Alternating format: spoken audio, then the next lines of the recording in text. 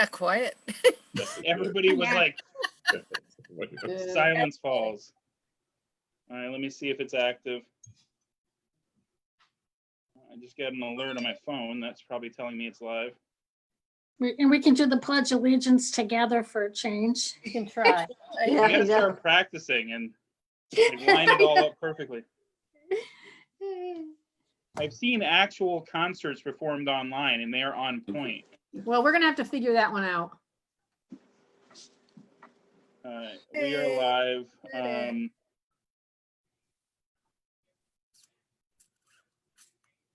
Just 3 extras besides me, and we got like 30 seconds out. So Here comes Lynn.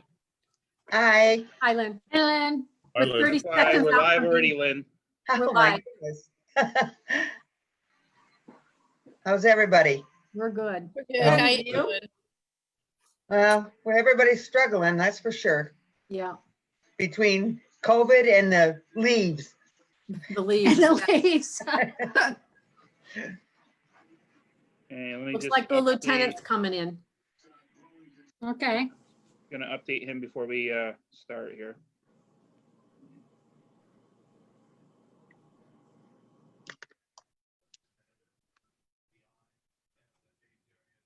Lynn, can you kick your camera down so we can see beyond, lower than your nose?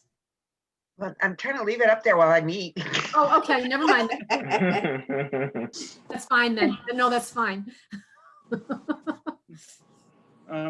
Lieutenant, I don't see video, but just want to make sure, do you hear the audio? With who? Lieutenant. Lieutenant. Oh, I don't see a mic yet, so maybe he's gonna call in separately like last week. You want me to prep it to get started, Kathy? You might as well, because he's, you know, he's not on right at the beginning anyway, so, all right. Okay. I'm gonna go bring up the thingy here. We get more people joining, so we'll get started so we don't hold everybody up. Share screen 2.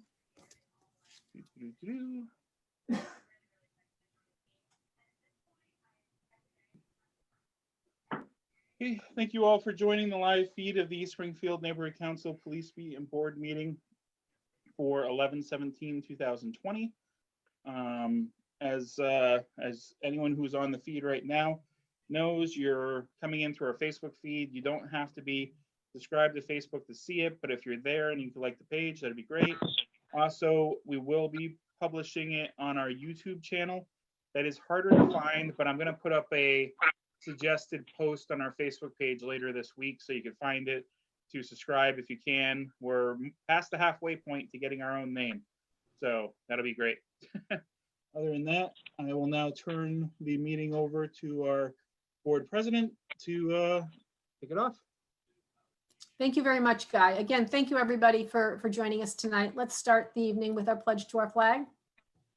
I pledge allegiance Pledge allegiance to the flag of of the the United States of America, America, and and and to the republic for which it stands, one one nation, nation, God, under God, indivisible, liberty, liberty, and justice justice for all. and born. Play ball. thank you very much. Again, thank you very much for coming. We'll call the meeting to order, and we do have a quorum. Let's start by reminding everybody that we do need to hear and want to hear from everybody.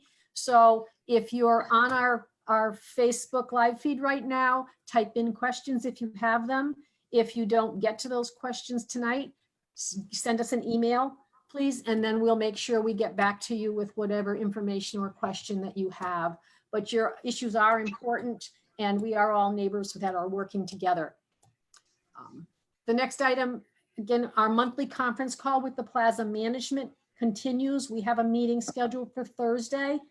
So if anybody has any current issues with the Springfield Shopping Plaza, please give us a call. We are aware that there's one small spot where the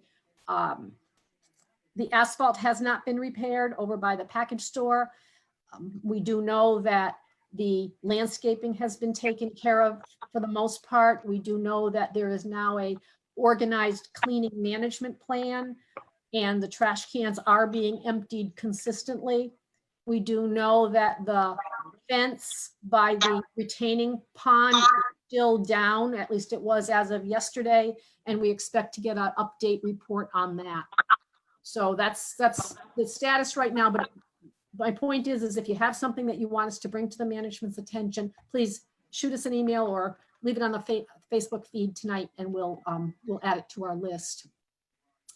City services, 311, it's a great opportunity. If you see something that needs to be addressed in our neighborhood or in the city, call it into 311, email it into 311, and people will take a look at it and get back to it. I sent something into 311 2 days ago with some graffiti, and I got an email back today saying taken care of. So we're lucky we have some people out there who are really jumping right on some of these neighborhood issues.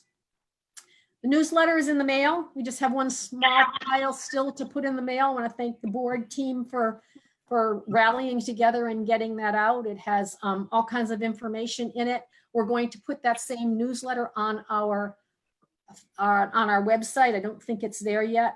And also included in the newsletter is a sidewalk application. The city of Springfield and East Springfield has a lot of sidewalks that need to be repaired. There is no charge for repair or replacement of your sidewalk. So that's why we've included a sidewalk application. You can fill it out, you get it notarized, you send it in, and it will at least get on a list. The list used to be 10 years long. It's not 10 years long anymore. It's fairly efficient. So that's why we've sent it out. So we've mailed it out to everybody whose names and addresses that we have. Our December police beat meeting will be a Zoom meeting. Holiday potluck. Obviously, we're not having food because we usually have a holiday potluck, but this time we're just having a Zoom meeting where everybody can join in on our Zoom and say hello to each other. All of our other meetings have been Facebook live streamed, but this holiday meeting will be called directly into the Zoom. State Senator Eric Lesser has requested to have a meeting with us. We are attempting to schedule it for December 1st, which is our next meeting. It's not a police beat meeting, but it's our next meeting. I will post it on Facebook and on Nextdoor once I get a total confirmation. He's interested in talking with us about some of the post-election stuff and some of the other issues that have been ongoing, both short and long term in East Springfield. There is a public meeting on Thursday evening as required by the Mass Cannabis Commission for the marijuana establishment that's proposed for 311 Page Boulevard. If you remember, there was already a public meeting, but it was more than 6 months ago. And the State Cannabis Commission requires that if it's been 6 months and they're not operating yet, or they don't have their license yet, they have to have another public meeting. That meeting is Thursday evening, 2 days from tonight. And there's a Zoom join in with a Zoom ID and passcode right up on the screen. So this information will be on the YouTube once Guy gets a chance to post it. We'll also post it on Nextdoor for anybody who is interested. It's a Zoom public meeting, a public hearing. Okay, next, please. John? Yes. Check your feed. As you know, we did, good evening, everyone. Happy Tuesday. And before I forget, happy Thanksgiving, because I know this meeting's going to get away from me and I'll forget to say that. So happy Thanksgiving. Hope everybody has a safe one. Check Your Speed events. We attempted to do a Check Your Speed in November, and that was one day I decided, well, we've had a lot of rain in November, but we had a bad rain day that day, and we decided to cancel that event. And because of short daylight time and going into cold weather and what have you, we just feel that best to hold off scheduling our next Check Your Speed event until the spring when the weather's better and the daylight's longer. In the meantime, just asking everybody in the neighborhood to set an example and adhere to the speed limits. In most cases in East Springfield, they're 30 miles per hour on the main streets. And if the street isn't marked with a speed limit, we all know that the speed limit in the city on an unmarked street is 25 miles per hour. So one of the things we can do to help control the speed on our streets is to set the example and do the speed limit. So help us out there. We do have drive like your kids live here signs. We still have an inventory of those. They are available by calling me or emailing me or contacting us at contact at my ESNC that's here on the screen. I know it would be better to get that done sooner than later because once the ground freezes, it's hard to install those signs. So we're hoping that we continue to get as many of those around the neighborhood as we can. I think the more that we have, the more it will serve to remind people that the neighborhood does care about speed. And lastly, I know we talk about, and I'm sure we'll talk a little bit more this evening with, we do have folks from the police department here, but you may recall, or I'm not sure whether we said it publicly or not, or maybe some of you weren't at our last police beat meeting. But so far on Page Boulevard, when we talk about Springfield Police Traffic Bureau speed enforcement initiatives, on Page Boulevard, since January, they have written over 900 citations for different infractions, driving infractions on Page Boulevard. So there is an effort going on, and that's just Page Boulevard, over 900 citations that have been written since the beginning of the year. So the Traffic Bureau does have details out. They are out monitoring our streets.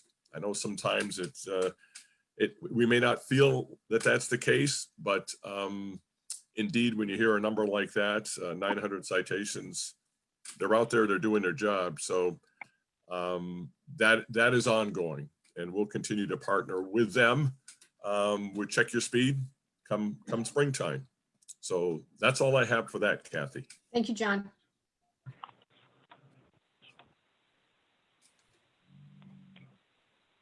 Okay. Guy? I can break into song if Did you we want. lose? Did we lose? It would help if I went off mute if I was talking. I'm sorry, That I'm would looking be at my helpful. phone, my tablet, my screen, and I forgot to hit the mute button. All right, Excuses. Guy, I was just trying to fill the void, you know, looked like it was intentional. I don't know. I'll go back to mute. Like with that voice you have, John, it would be great. You know, Oh, maybe that'd be some great. girls. I've got Next some lights slide, here. Guy. Next slide. Okay, sorry, Kathy. Deb had asked about St. James Ave from Chicopee Street to St. James Boulevard is 25 miles an hour. Yeah. I don't know if the officer can confirm that, but she wanted it mentioned because she said there's people that are speeding there. They're driving over 30 from St. James Ave from Chicopee to St. James Boulevard. I do not believe there are any posted signs there, so it would be 25, correct? Yeah, that's automatic. Yeah, there's no signs there. So it's 25 miles an hour. Okay, perfect. I just wanted to bring that up while it was in this part of the meeting. Thank you, Lieutenant. Very good. Yep, Oh. thank you. Okay, we're just a brief slide on COVID. Everybody knows we're in the middle of COVID, and I was asked to post some stuff on the state restrictions on private gathering sizes. This will be on the video, but indoors, no more than 10 in the state of Massachusetts for private residents, and outdoors, no more than 25. So basically, keep your distance, wear your masks, wash your hands, and try to stay safe. Now I'm going to move right into the Sector C Community Police Beat Management Team meeting, and I'll turn this over to John Koski, who is the chairperson of the Beat Management Team. Very good. Thank you, Kathy. And we'd like to welcome this evening, we have Lieutenant Arpin with us, Officer Steve Taberski, who's filling in for our ordinance officer, Julio. And we also have Sue Haley Arce with us this evening from the police department. So welcome. And I guess we can open this up, Lieutenant Arpin, if you open up reporting back on last month's activity. Okay, this covers from October 11th till November 7th. A little bit more of an uptick than last month, but not too much. You had 2 robberies. The charges on this were a home invasion ×2, and the reason for that is anytime you charge home invasion, it's based on how many occupants are inside and aware at the time. Mhm. So if you had 3 people sleeping and 1 person affected, it would only be 1 count of home invasion. But if 4 people were awake and somebody broke in, you would charge 4 counts of home invasion. So just explaining that so you know why is it home invasion twice, like it happened twice. It only happened once, but you get charged twice depending on the occupants affected. So it was a home invasion on 2 people, an armed robbery, and an ABDW. This occurred around 7 p.m. on October 20th at 31 Russell Street. Apparently 2 white males broke into the home by kicking in the door. They began assaulting a male with their fists, and then one of them had a bat and struck the male with a bat. He was able to defend himself somewhat, and I believe his girlfriend called the police, and they then left and fled in only described as a small brown sedan.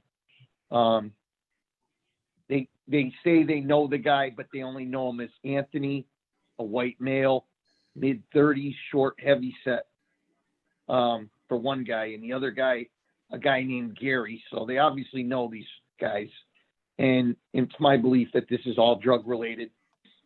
Gary's a white male, tall, heavy set, mid-30s. They took an unknown amount or an unexplained amount of money from this victim's pants pockets after they were beating him. Unfortunately, the victim is in rehab. They were very uncooperative, and he doesn't have any interest going any further with the case. So that case has been closed at this time unless any DNA pops off the bat or another hat that was also sent in from that. But other than that, there's no interest in the victims whatsoever at this point. Leads me more to believe that it's drug related. And actually, I'm sorry, that was the only one. Aggravated assaults. You had a couple of domestics. Apparently on October 30th, around 7:30 at night, 52 Farragut Street. Somebody discharged a firearm. So they were charged with discharging. Well, the report is for discharging. No one was arrested. Assault, dangerous weapon. Officers were dispatched to a gun call. And this is borderline domestic. It might even be a domestic, but I don't care. I'm going to tell you anyway. Stepson fighting with his stepfather. At some point, went outside to his car, grabbed the gun, pointed it in his direction, fired 2 rounds. I don't think they went close to him, but it was just kind of like over his head kind of thing. Then he took off in a 4-door blue sedan that had an unknown driver waiting with it running. No shell casings were located. That's all we got on that right now.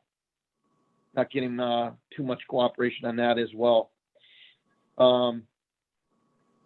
There's another domestic,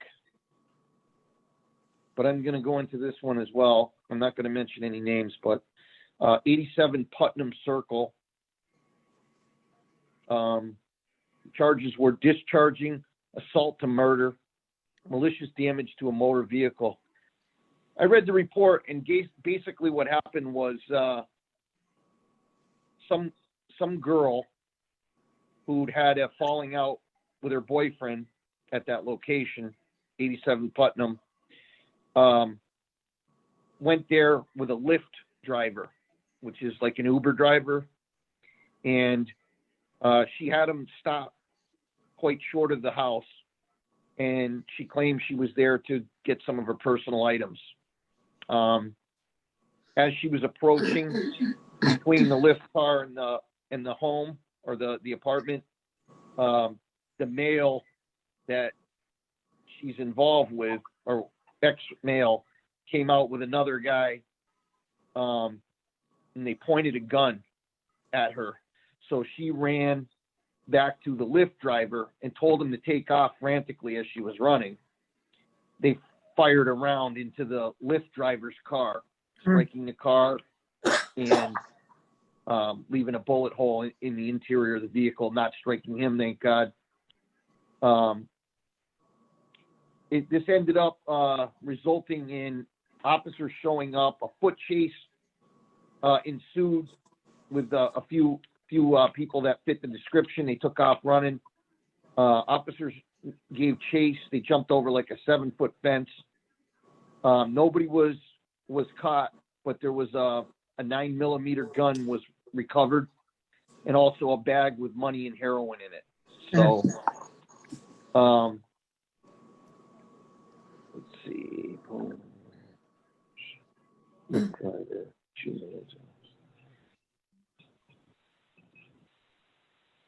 And the gun subsequently is it's a 9mm and it had 18 rounds in it. It holds 18 in one. So that's the one that was fired. And then there were 18 rounds in it, high capacity. I believe they're still investigating it. I think they have the name, obviously, of the boyfriend, and he's going to be charged or a warrant of some capacity. I don't know if they're squeezing him or not. I haven't talked to the investigators. I don't know if they're able to squeeze him to get anybody else. Probably not going to. But that's where we are with that. And then there was only one theft from a motor vehicle, and that happened on October 18th at 26 Windermere, and that was overnight in the wee hours between midnight and 8 o'clock. Car was unlocked. A wallet was taken with identification in it, no money. Oh, I'm sorry. I have the suspect from that, the guy that they're going to be charging from that 87 Putnam. It's Jose Sanchez, 33 years old. He lives at 87 Putnam.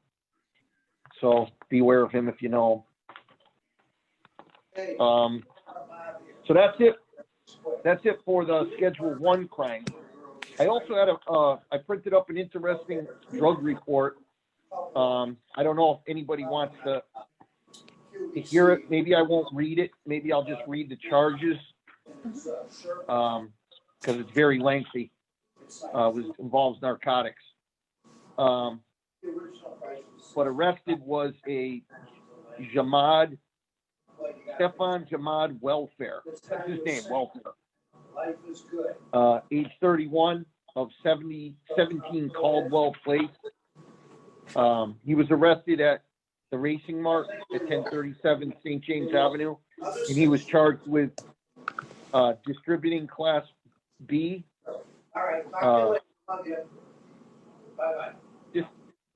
distribution Class A, possession to distribute Class B, possession to distribute Class D, possession of a large capacity firearm while committing a felony, firearm without an FID card, subsequent offender, means he's already been zapped for it once and convicted. Possession of ammunition without an FID card, suspended license, subsequent offender, possession to distribute Class B, possession of a firearm with 3 prior violent/drug crimes, ammunition, another charge of ammunition possession, and another distribution Class B. They grabbed him with 35 heroin packets with a power logo on them, quantity of bags of marijuana, 7 bags full of crack cocaine, and a whole bunch of oxycodone. He had a bunch of money on him as well. There was a 40 caliber and a 38 caliber also removed. So it's a 3+ page report. I don't know. Do you want me to read this? Or do you think you guys have, No, no? I think we pretty much got the gist of, that's a pretty heavy arrest. Yeah, he's a bad dude. I Right. don't know. I didn't read the whole report, but I'm sure this is an ongoing investigation by Yeah. narcotics. Yeah. You know, like when you guys were asking last month, and we tell you, like, you know, they've got things in the pipeline. They don't Yep. even share it with us Right. because anybody could just run their mouth, and you never know who would find out. So that's why we Right. don't really know that until it happens. Right. So I thought you guys would be interested in at least hearing that. So that was a good grab. This guy's a bad dude. Yes. Um, I hope he's off the and- street. I hope so too. It's out of our hands now, so Right, you know where right. that goes. Yes. Well, thank you. That's And good. That's good. And I also ran a report for the month, the same time frame, and there were, because I'm sure you guys want to know this, there were 8 calls for motorcycles, off-road motorcycles / ATVs. All of them were either the guy was gone by the time we get there. Yeah. And then there were 2 that were canceled by supervisors. I don't know why. I don't know if, they were refusing to pull over or what. And like I told you before, you guys are all aware, they're all over us about not chasing these people. Yeah. Because the mentality of the public, not you, the mentality of the public is, why does a kid driving a 4-wheeler deserve to die? And unfortunately, that's the predominant thought process out there. So people are willing to turn the other cheek about the noise and the pain in the ass and believe me, I'll repeat it again. There isn't a cop out there that wouldn't chase these guys to the ends of the earth if they could. Mhm. So it's something that's out of our hands. But I'll just give you the times and the dates. 5:30 p.m. on the 17th of October, at 342 Page Boulevard, somebody called. Apparently, it looks like there was 3 calls. So he must have been doing it for a while. From, it looks like 5:38 to 5:53, there were 3 calls, all for 324 Page Boulevard. Then there was on the 22nd, 1375 Page Boulevard. Then there was Page in Brookdale on 11-5, 11-6, 11-19 St. James Avenue, 11-7 at about 8 o'clock at night, 88 Industry Ave, and finally on the 7th as well, Cottage and Industry, could have been the same one. So there might have been multiple calls. That was close in timing as well. So probably the same guy. Hotspot calls. There were 2 drug activity calls. One on 1020, one on 1022. One was canceled by the complainant, 67 Farragut Street, and one was unfounded at 85 Putnam. Gee, I wonder how close that is to 87 Putnam. Mhm. That was probably a valid drug call, I would say.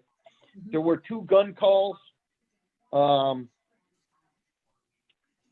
the 18th for Carew Street and Decker Place. Mhm. Nothing was found there on either one of these. 11-6, there was a call for McDonald's at 771 Page. I don't know the specifics. I only have the report that there were calls. Mhm. Then there were shots fired. There were 11 calls. A report was actually made for one from 168 Russell Street, so we must have found validity in that when we arrived. That was on October 12th at 1:57 in the morning, so a report was made. Then there was some unfounded shots. Oh, wait a minute, 10-12, 10-12. No, these are all the same ones. So there was 4 people called. Yep. 4 people called for Russell Street. And then I'm not sure, where is N Street? Is that near Russell? Yes, it is. Okay, so that must have been another call for that, because it's the same time frame and it's the same Mhm. Yeah. thing that came up. Okay, so then moving on, there was another one from Fernweld on the 14th, Fernweld and Putnam. They weren't able to locate anything or confirm it. There was one on the 14th, probably the same thing, Mary O. Pottinger, school. And then you got one on the 16th. Oh, here we go. Oh, 87 Putnam Ave. Yeah, it's That's all, all right that's there. the one that's the one that resulted in the arrest. So that was a good pickup on the shot spotter. Then we got on the 30th, 10:30, 52 Farragut Street. A report was made for that one, so that had to have. It must have been substance. Then there's two on 11/6. Came back unfounded for Berkshire and Cottage, and one for 549 Page. And then the final one, which also nobody was able to locate anything, was called in on the 7th at 9 o'clock at night at Carew and Davis. Quality of life calls. There was one barking dog call. It says taken care of. There was one suspicious activity at Linnell and Arthur that was called back assist. 5 calls for suspicious motor vehicle. Those were either all advised or taken care of, which means they probably weren't there. 2 calls for suspicious person. Unable to locate on one unfounded. Those were St. James and Redlands. Then there was unnecessary noise calls. There was 12 calls. 3 on the 18th. 2 of them were for 21 Higgins. And one was for 86 Canton. Then there were 2 on the 20th, one on 82 Ardmore, one on 201 Monrovia. And then there was one on the 22nd, 21 Higgins again. On the 24th, 71 Price Street. These are all, didn't really amount to anything, it looks like. On the 25th, 86 Canton Street. On the 31st, there was 2, one on Davis Street and one at 86 Canton again. So that's twice for 2 calls for Canton, day to day. Then there was on November 1st, another 86 Canton. And then the final one was on 11480 Merida Street. And that was it, I guess, advised. It sounds like loud music or something. There was 11 calls for shots fired. So there was the 168 Russell Street from the 12th. The report was made for. Then it looks like a report made on the 30th for 52 Farragut. And that's it. The other ones were unable to locate. Okay. And that's pretty much all I have for you for that month. So, Lieutenant, when we talk about, someone calls and thinks they heard a gunshot, and the police investigate and they find that it's unfounded. Can you talk a little bit more about what the protocol is when the police come? Because it's probably not unusual for if a shot is fired that, when the police get there, maybe the people have cleared out knowing that they were doing something illegal to begin with. But just be interested to know what the protocol is for the police officers when they arrive to investigate or whatever it is that they do when they check that out. Sure. Well, if it's a possible shot, they dispatch only a car. If it's a definite shot spotter, then they send 2 cars, a detective bureau car, a detective, and a supervisor is sent to the scene. That's when shot spotter says you have a valid shot. Other than that, if they're just called in, or again, if, like I said, shot spotter says, I don't really think it's a gunshot, but it was a loud noise, you might want to check it out.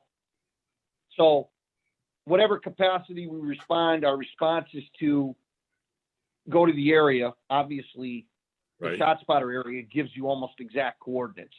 Like literally, you'll find a shell casing sometimes right exactly where they tell you to go. So the job is to get to the area as soon as possible. Obviously, if anybody's tearing out of there, grab them. And then it's to locate any evidence in that area or witnesses. Obviously, if it's 3 o'clock in the morning, we're not waking people up and asking them. But if there's people around, we'll ask them. And if somebody will go down as saying that they definitely heard a shot, then that will generate a report. If we locate any damage to a house or an automobile, that generates a report.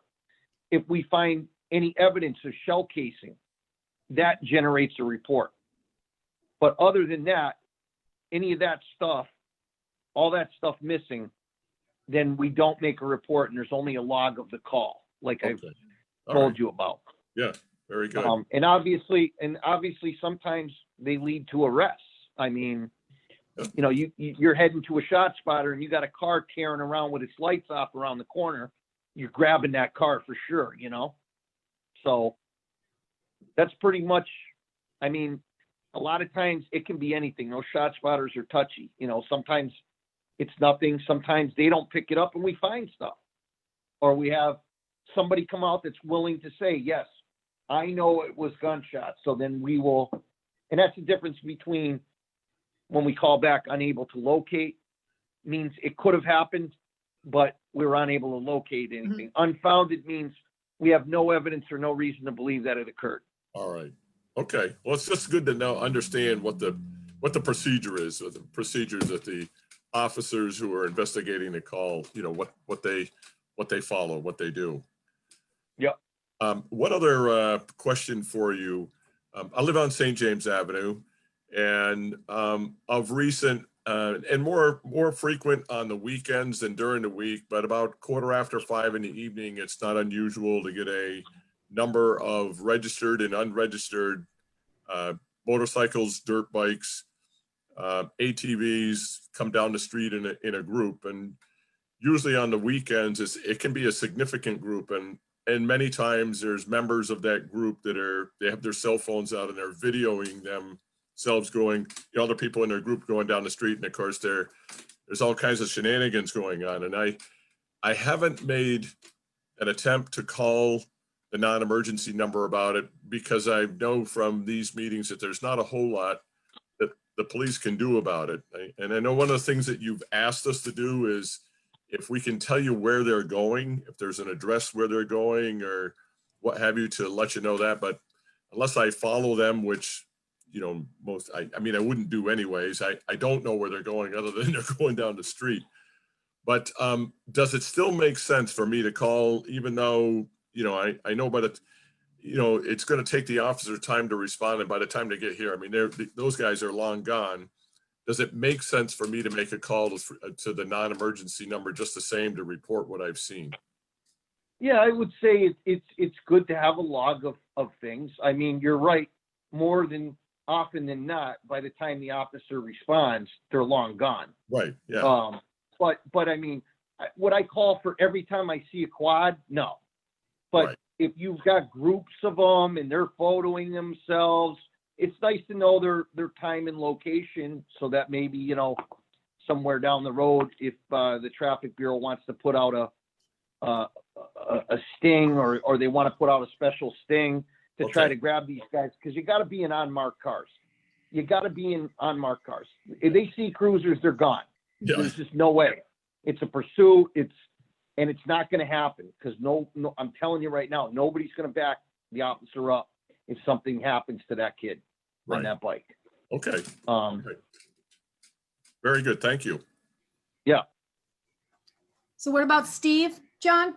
Oh, Steve yes. No, University? I just saw other topics and questions that I didn't know if we wanted to okay. have them now related to what the lieutenant reported out on, or it probably does. It makes sense for us to have Officer Steve. He's filling in for Officer Vasquez for us for our ordinance. And I guess I don't know, Steve, if you have anything for us that you would like to talk to us about, the neighborhood about, or if you were? Sure, I fielding have a few questions? things. Okay, great. Very good. I'm Officer Steve Tyberski. I usually work Sector E. I'm filling in for Julio. Few things I wanted to talk about that the lieutenant had spoke about with the shot spotters. I believe someone can even tell you like the caliber of what was fired, because I believe these were maybe either invented or used in Iraq and in war times, and they're very dependable, but they do get some false readings. And also on the dirt bikes, what we especially in ordinance, because we can go, if there's a house that gets a lot of complaints, and I'm saying more than 311 it, email Julio, me. If you just happen to be driving by and you're just Mr. or Mrs. Springfield resident, the bikes won't notice you as much, the dirt biker. So you might see them going to the garage for repairs or duck down behind a garage, where they won't do that if a cruiser's driving by. Right. That's right. what we meant by just giving us those addresses, because we can snoop, look around. And that's when, especially at ordinance, we've gone to places where they've kept the dirt bikes in the apartments, and any bike or anything with a gas filled container in a building is very illegal, and it's a big safety hazard. And that's when we get fire inspectors involved, and that gives us a lot more juice. It gives us a lot more power to do our job. But even if you're driving by or you happen to live near where there's bikes, you stay totally anonymous. Safety is paramount in this. But let us know where the bikes are, congregating or getting repaired or they're hanging out. But it helps us out big time. Few things that Julio left me was 115 Stevens Street. I guess he has been monitoring parking at the end of the street near Friedman Company, and he hasn't seen any issues lately. I believe he had mentioned something about they're either doing a study on some signs or installed some parking or no parking signs on Stevens Street. Steve, if I can interrupt, the traffic commission did authorize the installation of some no parking signs there, but they're not up yet. So we're trying to determine when they're going to get up so that poor Julio doesn't have to totally enforce it all by himself. Right, just like the wheels of justice, they roll slow sometimes.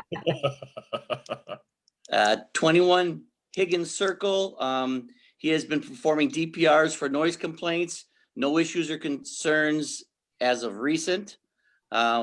1144 1144 Page Boulevard, Waitling Street, or is it Watling? Like, Yes, and Curve Street. Officer has been performing DPRs there also for noise complaints, but no issues or concerns as of late. 22 Sargon Street. He has been monitoring the street and the house for unregistered motor vehicle, which is gone, he notes. Pottinger School, Marshall Roy.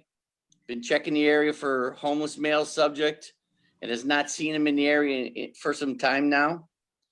109 Ardmore Street, Arthur Street, Oklahoma, 74 Oklahoma, officer monitoring area for noise complaints. No issues or concerns as of late. And any concerns, questions, I will jot them down and I'll directly give them to Julio. Personally, it's coming into time again. We're gonna, the snow's gonna be coming, and that's when sidewalks, if it's ice, they still have, even if there's no snow, but there's ice or if it's the slush that has frozen over, they still have to be maintained. They still have to be sanded or salted. And when, when say they defrost a little bit, you have to try to chisel them out of the, chisel that ice out of the way, because you want your sidewalks to be maneuverable. But if there's businesses or homes that aren't doing it, please let us know. I mean, and citations, they do seem to work. I mean, it takes a little while, but they do work. do you have an update on 42 Jean Drive? There were 3 unregistered vehicles there. I think it was reported at least 2 months ago, but we haven't heard anything about them and they're still there. No, I haven't, but I'll definitely note that down for him. And I don't know if he's done anything about it. I mean, sometimes, sometimes you have to go the extra mile where I've seen people not leave plates on them because they don't want to get them stolen, or they might be, I shouldn't say, These vehicles are covered. well, I know in my sector, there's no Harry Potter, there's no cloak of invisibility. So even though they're covered, they're still, if they're unregistered, it's still a citation. Yeah, well, one of them, the tarp is ripped off of it, and it's really an eyesore. Well, I completely understand, and I will definitely, I'll Yeah, definitely bring that. I'll talk to Julio because I have this in the notes that it was mentioned back on October 20th to him, 42 Gene Drive.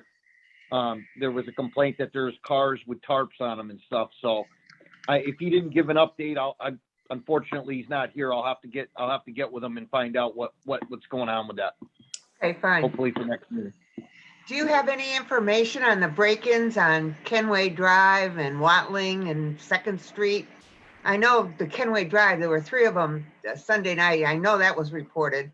Calling car break-ins, right?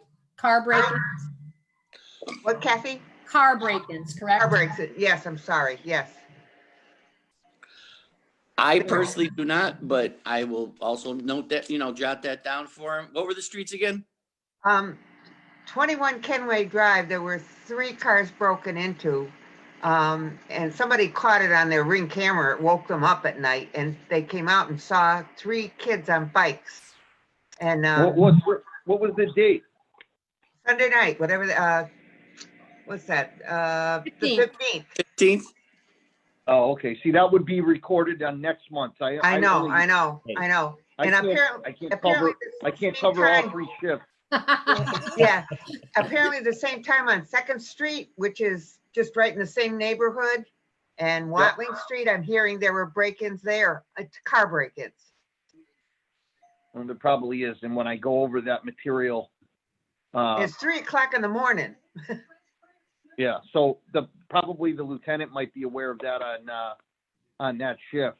Okay, But that's probably something that doesn't really, unless it's like really, really like, like they did 20 cars, that probably doesn't make it to me yeah. because I'm on days. Right. But I will look into that, and I will have that information for the next meeting for sure. Okay, all right, thank you. And there also could be a detective assigned. I'm sure there is a detective assigned to it who's probably investigating it, but very fresh. So like the lieutenant it is said, fresh. we wouldn't have that. Just a couple more things. I'm also in my sector big on abandoned cars. They have to obviously be registered and insured. I mean, if you see a car there and you just could tell after rain, or it leaves like a dirt imprint underneath, or it just hasn't moved, it's dusty, just 311 it. Julio, run the reg and at best knock on a door if it's something close and say, hey, the car does have to be moved. The city streets are not for long-term parking. And if need be, they can be towed after, notifications given, 72 hours. And just the things like for 311, those are the types of calls that are great venue. 311 is a great venue for them. I mean, repetitive, non-criminal, non-safety issues. Otherwise, it's the non-emergency number or 911 if you need it. Like if it happened one time, if you 311 it, we'll get it the next day. It doesn't do a lot of good. I mean, we could still go around and check things out, but those are non-emergency or emergency or 911 phone calls. But that's about it for me. Thank you. Thank you very much. And we also have with us tonight, Sue Haley Arce. Sue, would you like to have an opportunity to cover some topics with us? Sure. Good evening. Thank you so much for having me. I'm happy to be here with you all. I just wanted to encourage and share with you that it's very important for you to go ahead and please contact our non-emergency dispatch if you do have questions. If you don't or are unsure about whether or not this might be a topic or a correct connection for whether it be a non-emergency to our dispatch or whether it be something that can be discussed through 311, please feel free to use my contact as well. I can definitely share that information with you so that if you do have questions or you're just not unsure, or you may need to be connected with a police officer, a particular department, or just need any information in regard to the police department in general, please feel free to give me a call. call. I do welcome those phone calls and I appreciate that. I think it's just very important to have those conversations, especially if people are unsure what to do when these types of activities happen in their neighborhoods or, you know, to themselves. Also, I do want to share that our department is just about 98% complete with our body worn cameras. And you will find that most of our police officers are equipped with the technology. It is a great tool for the community and law enforcement. I do and have spoken to the lieutenant in charge of the body worn cameras. And there may be a possibility in the future, if you allow it, to have a presentation, if people have questions about what that entails, about what that policy includes and what that might mean for our community and residents that live in our community, we will absolutely open up the opportunity to have that. So if you do have questions and you would like to contact me directly, please do so by contacting me at 413-787-6359. And I'll just say that again, 787-6359. If you do have questions, comments, or concerns, or you would like to be connected with someone within the department and unsure about how to go about that. So if anyone has any questions for me, I also welcome those questions. If not, we can continue with the presentation. Very good. Thank you very much. So Guy, do we have any questions coming through on the Facebook feed? Yeah, we have a few, and just to update a couple things. Some people asked about the ordinances and about information in the Good Neighbor Handbook. That is on the city's website. It is also on the Neighborhood Council website, and I put a link to it in the chat for Facebook. It's also, you can go to our website under helpful resources, and both the English and Spanish version is there, and the link is in the chat. The newsletter that went out, Kathy had said it was going on the website. I uploaded that, so it is there now. The next one was, we had two people asking about noise calls, and they were wondering if and when you should call in a noise ordinance complaint.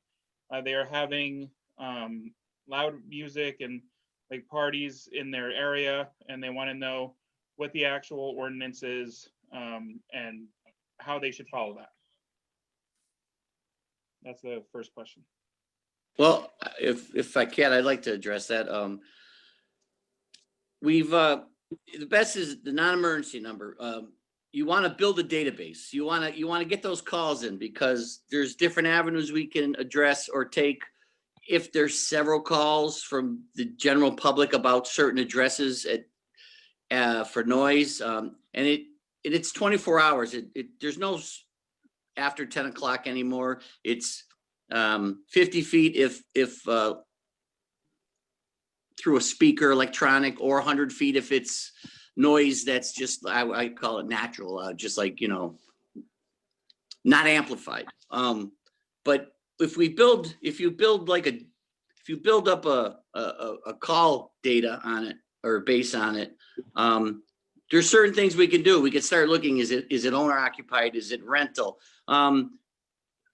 Then certain, you know, criminal complaints can be issued for failure to maintain a orderly rental. So and then the squad officers do handle the calls very well. If they're on days, obviously we most likely would go if available, but there's 2 other shifts. So, you know, the squad officers they're much more versed on it now, and it's not more just, hey, turn it down. They're writing citations and they're doing their job. But if it can be heard 50 feet from the source, if it's amplified, it's a violation. And So officer, if they detect a violation, the best thing for them to do is just call it in. Noise complaints, yes. You can also email Julio, but to build that base, you know, the calls, it's 911 or non-emergency number is the best avenue. Okay, another, I think this would probably be ordinance as well. Do they or can they set up temporary video surveillance for illegal dumping? We have that. There's Adam. I'm Polish too. He's got a very hard Polish name. Anulewicz, I believe it is. He worked for the Parks Department. We have several, he has those, call them deer cameras.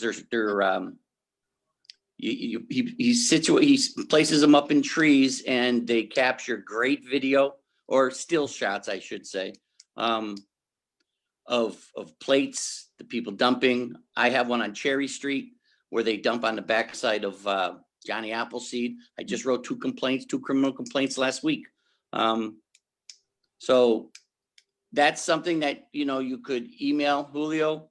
Call if you see an illegal dumping in progress, 911 it or non-emergency number. But if you don't have that opportunity to, we can, if you email Julio, we can't set those cameras up, and we've had some good success with them.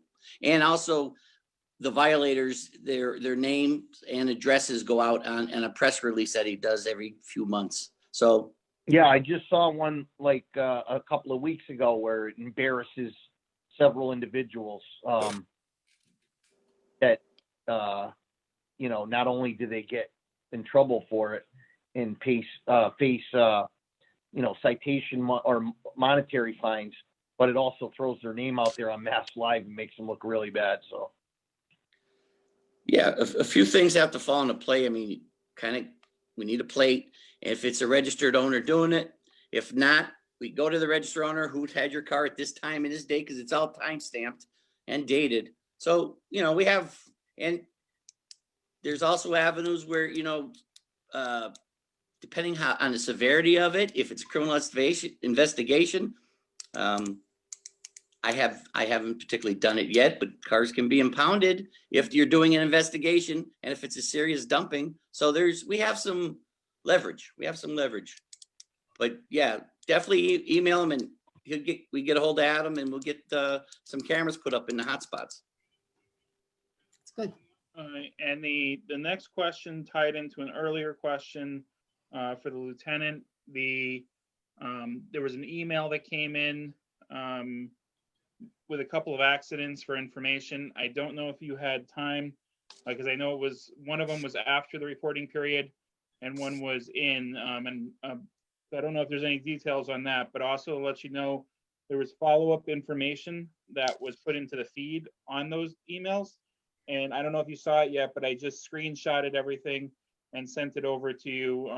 I also copied you on that one, Suhaili. But I sent it over to Lieutenant Arpin. Did you have any other details on that for now? No, I don't. I just got that. Right. And I'm not at work, so I don't even have access to any of that.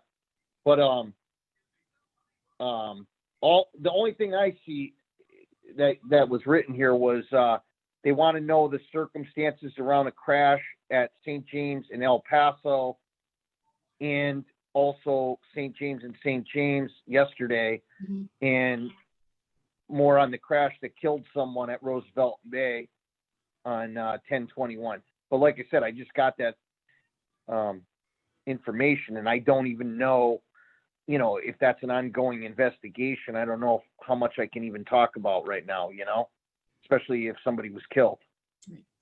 So I can look into these things. Back to work tomorrow. I can try to look into it, maybe have something for the next meeting. Okay. And I'll reveal whatever I can. All right, and I screenshotted the extra info that came in besides the email, and I sent that to you. And then What is that? That's all I got right now. Oh no, I just literally emailed it a few minutes ago. So, okay, all right. Yeah, so you'll get it when you have your email tomorrow. Okay. All right, and then there was a follow-up on the camera that there is illegal dumping happening next to the Planet Fitness at Liberty Plaza. So they're hoping that somebody can investigate that and maybe put up the cameras. I believe I heard Julio talking about this before, because I think that's a hot spot. I don't know if there's any cameras there, but I'm sure that's something that can be definitely addressed this week. And actually, what we will do at the meeting that we have on on Thursday with the plaza management is ask them if they have any plans for surveillance for that corner, because I know they know it's a hot spot because they have to keep tipping the dumpster. So yeah, we'll do a two-prong approach. Thank you, Steve. Yeah, I mean, if you could talk them into buying a game camera, they're Right. relatively cheap. Right. They're relatively cheap, or you even buy any surveillance camera. I mean, that they can write that off on the business and everything. I mean, instead of waiting and trying to go through all the rigmarole to get somebody to move a camera from one location to another, you know? Mhm. Yeah, So and we'll you could even take tie it it from both into approaches. the business's Yeah. Wi-Fi, so you could have a direct connection. But Yeah. anyway. Oh, Yeah, it might but- be something to run by them. Yep. We will do that on Thursday. One thing I did want to mention, I mean, the cameras are mostly City of Springfield Right. property because they're City of Springfield cameras. Because, we could get everybody, I mean, rightfully so would like their camera, a camera on their property to detect any dumping, but it's mostly City of Springfield properties. So property owners have the responsibility of surveilling their own properties. Correct. Right. That is correct. All right, another question. When a cruiser finds illegal dirt bikes riding in Blunt Park, do they not call for backup and confiscate the bikes, instead tell the riders to leave the park? No, if they get the riders and they're not on the bike and they're in the park, then they would confiscate the motorcycles. And if they didn't, I'd be pretty pissed off. So I don't know of any cases of where they're just saying, hey, run home with your bike.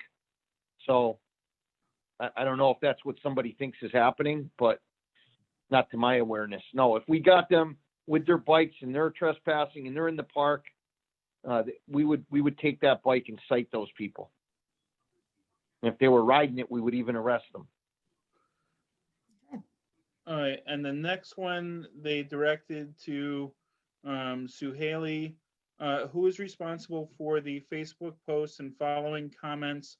Why is there all but never any response from the PD to our questions? I'm assuming they mean the Springfield Facebook. So I believe the question is in regard to the Springfield Police Department Facebook. The person who runs that particular Facebook is our media relations officer, Ryan Walsh. Ryan Walsh is not at liberty to answer any questions about specific investigations or any type of, police specified questions on social media. I also am responsible for our Instagram page. So what we use those pages for is to share information with the public, not necessarily a question and response type of model. If people do have questions and they would like a response, please feel free to give me a call and I'll be happy to connect those with those proper individuals. Okay, and then the only other thing I had was apparently the person who was saying the thing about the bikes with the Marshall Roy, that they had witnessed it. If you email the contact at my ESNC page or our email account, or send it to the Facebook, the details of the time and date, we could forward that to the lieutenant as well, so he could look into that occurrence and what happened at that report. Or I'm assuming I would email it to you afterwards, Lieutenant. I'm not trying to put you on the spot, but Mm-hmm. I'm assuming that would be the answer. Just I'll send it to you. Okay. All right. And then that's all the questions I have. All right. Are there any other questions from the board? No? Okay. All right. Our next meeting will be December 1st. That's our regular board meeting. And that's the meeting that we expect that Senator Eric Lesser will attend. We're still waiting on confirmation on that. And then we will have our holiday meeting on the third Tuesday, which is our police beat management team meeting on the third Tuesday. But I'd like to thank every single person for listening in tonight. I want to thank the board and the police for making a informative meeting, and have a really great week or a couple of weeks. Please stay safe. Remember to wash your hands, social distance, and wear your masks. Thank you. Okay, Night. Bye. And anybody? Yeah. anybody-